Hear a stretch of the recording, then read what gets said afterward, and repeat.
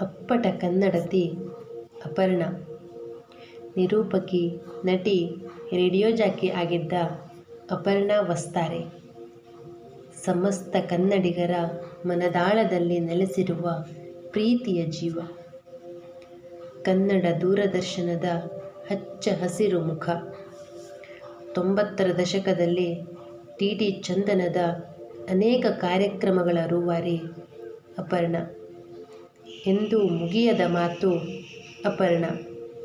ಮಾಸದ ನಗು ಅಪರ್ಣಾ. ಕನ್ನಡವನ್ನು ನಿರರ್ಗಳವಾಗಿ ಮಾತನಾಡಬಲ್ಲ ಮೇಧಾವಿ ವಾಗ್ಮಿ ಎಂದರೆ ತಪ್ಪಾಗದೇನು. ಸುಂದರವಾದ ಮಾತಿನ ಶೈಲಿಯಿಂದಲೇ ಲಕ್ಷಾಂತರ ಜನರ ಮನಸೂರೆಗೊಂಡ ಇವರು ನಿರೂಪಣೆ ಅಷ್ಟೇ ಅಲ್ಲದೆ ಹಿರಿತೆರೆ ಮತ್ತು ಕಿರುತೆರೆಗಳೆರಡರಲ್ಲೂ ಸೈ ಎನಿಸಿಕೊಂಡವರು. ಅಲ್ಲದೆ ಬೆಂಗಳೂರಿಗರಿಗೆ ಪ್ರತಿದಿನ ಮೆಟ್ರೋದಲ್ಲಿ ಕೇಳುವ ಧ್ವನಿಯು ಅಪರ್ಣಾ ಅವರದೇ. ಮೇ ತಿಂಗಳ 2024ರಂದು ವರದಹಳ್ಳಿಗೆ ಹೋಗಿದ್ದೆವು. ದರ್ಶನ ಪಡೆದು ತೀರ್ಥ ಪ್ರಸಾದಕ್ಕೆ ಸರತಿ ಸಾಲಿನಲ್ಲಿ ಸಾಗುವಾಗ, ಅರೆ, ಅಪರ್ಣಾ ಅವರಲ್ವಾ? ಸರಿಯಾಗಿ ನೋಡಿದೆ. ಹೌದು, ಅದು ಅಪರ್ಣಾ ಅವರೇ. ಒಂದೆಡೆ ಕೂತಿದ್ರು.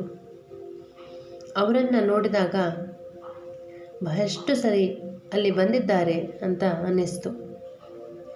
ಶ್ರೀ ಕ್ಷೇತ್ರದ ವಾತಾವರಣ ಹಾಗಿದೆ. ಕ್ಷೇತ್ರದ ಸಾನ್ನಿಧ್ಯ ಕೊಡುವ ಏಕಾಗ್ರತೆ, ಧನಾತ್ಮಕ ಶಕ್ತಿ, ಮನಸ್ಸಿನ ಸಮತೋಲನ.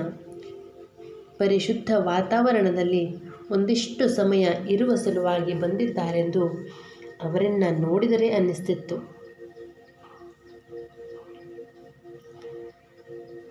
ಬದುಕಿನ ಪಯಣ ಮುಗಿಸಿದ ಅಪರ್ಣಾರ ಮಾತು ಎಂದೂ ಮುಗಿಯದು.